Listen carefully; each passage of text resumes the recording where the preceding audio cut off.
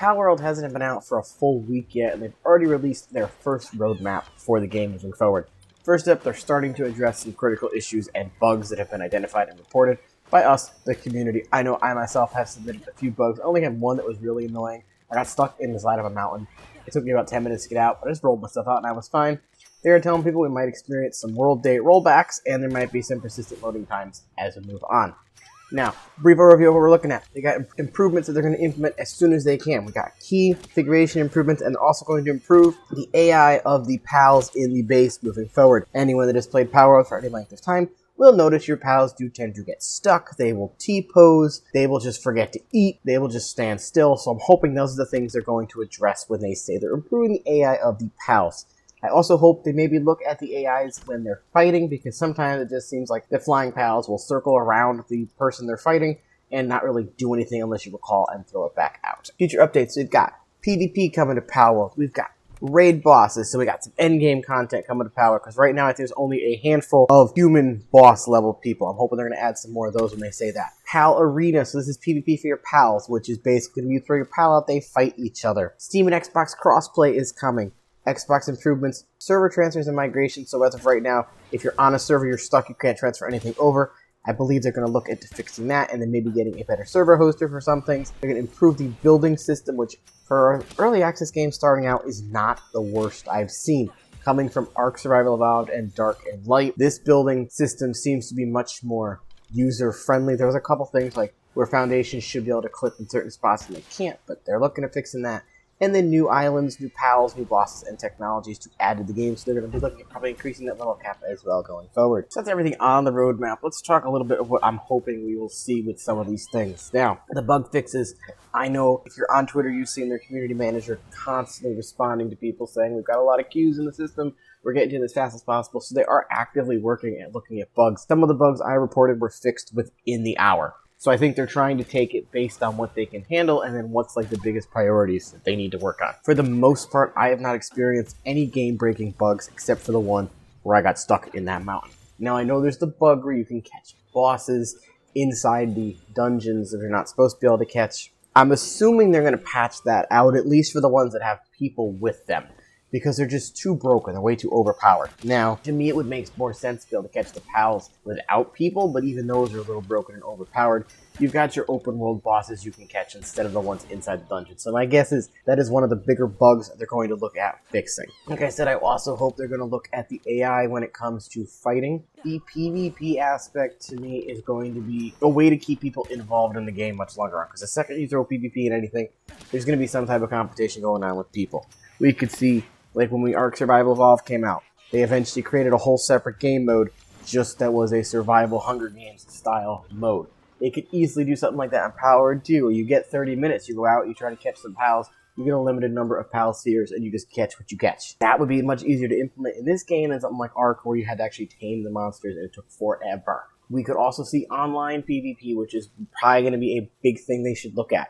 If you can get online PvP in there, you don't have to be on the same server as somebody.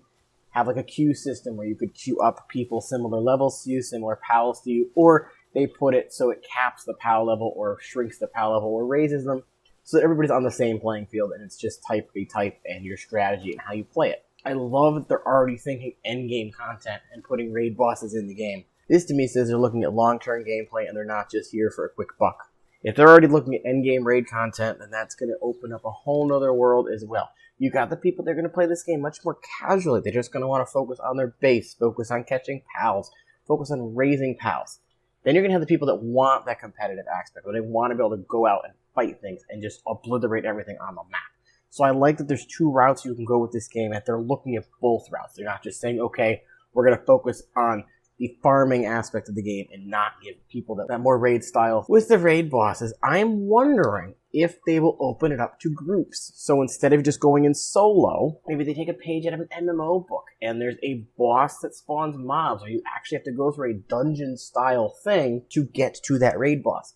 So you'll need people that have more tanky pets. You'll need people that are in bigger armor and don't maybe have pets that do a lot of damage. So you'll need to maybe look at that, hopefully, possibly with that moving forward. The PAL Arena, I think, is great for people that are focusing more on pets and don't want to work on the farming or the world aspect.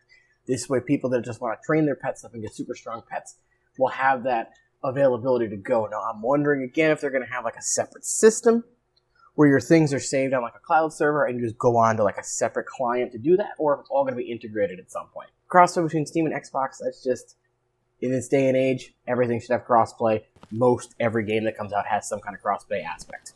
So that one's really a no-brainer. The improvements of the building system, like I said, I have not noticed too many issues with the building system. There's been a couple times where I go to place the foundation, and it should be able to place, but it doesn't.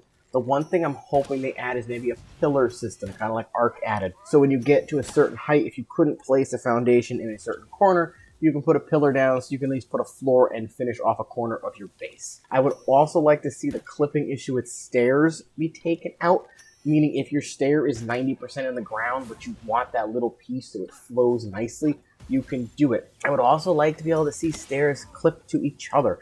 So far I have noticed I can't put a stair unless there's a wall underneath it. So if you have, say, your foundation is 3 levels up from the ground, you can't just put 3 stairs straight down. They want some kind of support there. I would like to see that either taken out or maybe add a stair that is just adaptive and it fits whatever length you need it. As long as it's stuck to a foundation, it should be able to place, in my opinion. With gates and defensive walls, there have been issues where you put a gate and it's just way out of whack and screwed up. But things don't clip dynamically to the floor, so they kind of tilt as they need to, and then you're left with these gaps. It would be nice if things kind of just were able to adjust their height adaptively, so if your left side needed to be shorter and your right side taller, it just kind of evened out so everything was the same level.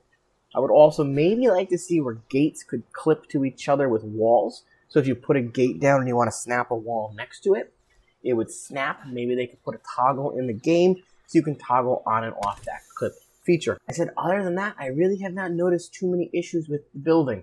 I'm super excited to see they're going to add new islands and pals, bosses, and tech to the game. I think what we got to start is a much larger area than some other early access games where you're kind of confined to this smaller area and then maps get added as DLCs in the future. I would like to see maybe the new islands have like a fast travel where you just go from your main island to those instead of adding them as DLC maps and other things. Pals and bosses, I'm super excited to see what new pals they can get into this game. I know there's been controversy with the pals. Personally, there's only been like 1 or 2 that I've questioned. Like, hey, that looks like a very close representation of something else. You can see where the AI got its inspiration from, but a lot of the things are different enough, and the game itself is different enough from the content that they're saying it was taken from, that personally I don't see an issue with what they're doing. Thank you all for watching. Leave comments down below. Let me know what you're looking for in this game moving forward and what features you're excited for in this roadmap. I'm hoping there's much more to come with Palworld.